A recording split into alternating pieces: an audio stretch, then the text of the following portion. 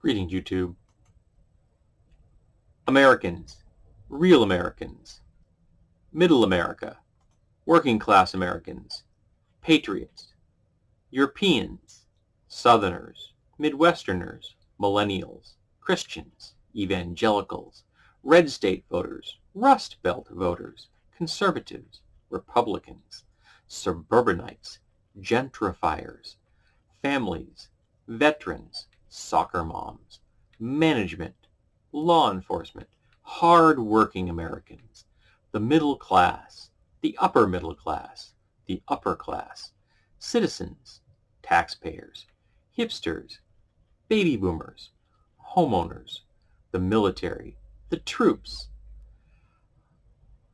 Yinzers, specific to Pittsburgh, steel, coal, plant workers, legal/documented immigrants, regular, simple, decent, rural, normal Americans, voters, victims, people, legal voters, sports fans, state electors, supporters of 45. They missed out on that. They didn't actually put it on 45. Moms, stay-at-home protesters, the silent majority, law-abiding citizens, small business owners, blue-collar workers, white-collar workers, essential workers, gun owners, Bernie bros. So what do all these terms have in common?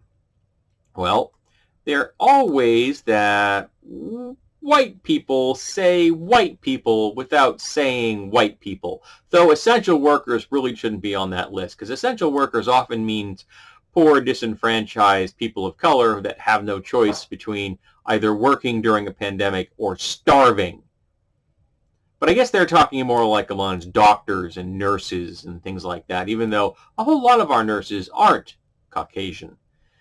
But yeah, these are all ways that white people and people in the media who are themselves white and speaking to what they have demographically decided is their target audience, other white people, talk about whiteness without saying white, because that might seem political.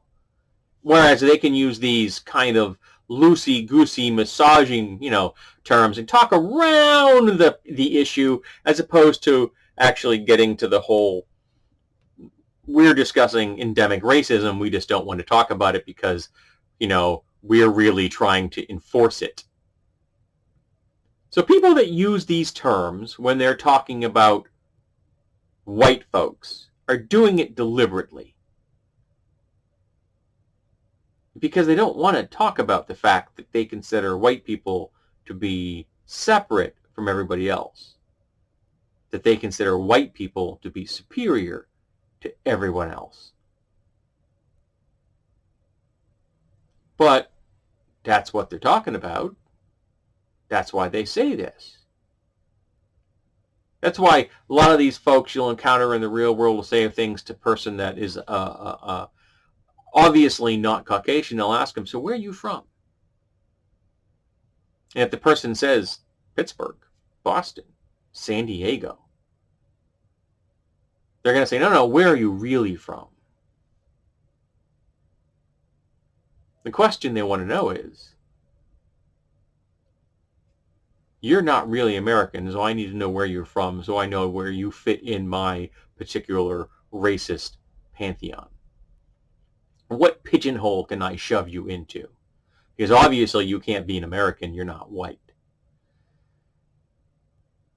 People completely ignorant of the fact that Europeans are an invasive species to this continent. This continent was brown. It was red.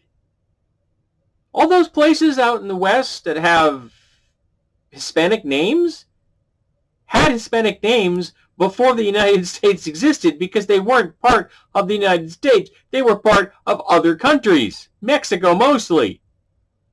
And then we just kind of rolled over them. And we didn't change the names. We got lots of places in America that have Native American names. But the peoples that used to B, those that named those places are long gone.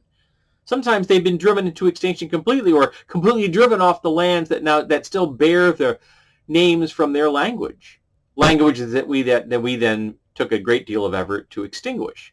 Sometimes we succeeded, sometimes we didn't. But all those terms I read are ways that white people will talk about being white without saying it, because they don't want to be political. Well, too damn bad. It's all politics, snowflake. It always has been. Everything is politics.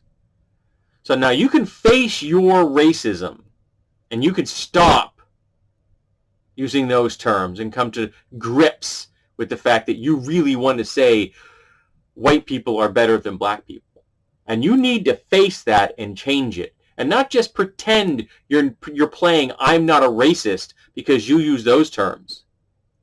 No. You're being a racist. You're playing right into the racist narrative.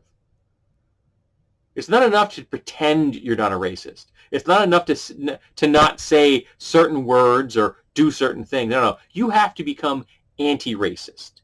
You have to speak to your fellow white people, hopefully some of whom are watching this video right now, and tell them, stop being racist.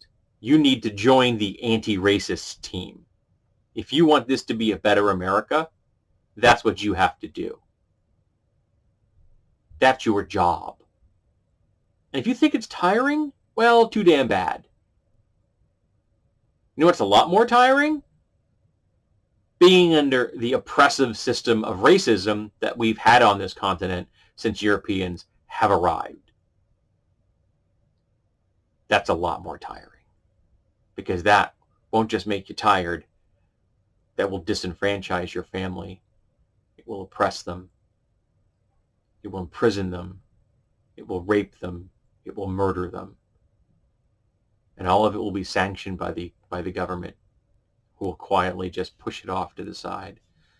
And the masses who use terms that I've just read will just turn a blind eye because it's too ugly to look at, even though it's a system that has and continues to benefit white people in America.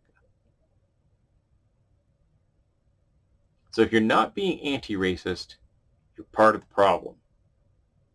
So, are you going to join Team Anti-Racism? Or are you going to continue perpetuating the bullshit that people that use those terms have been spreading for centuries? What's it going to be, folks? Are you going to be on the right side of history? The side of the history with the white nationalists?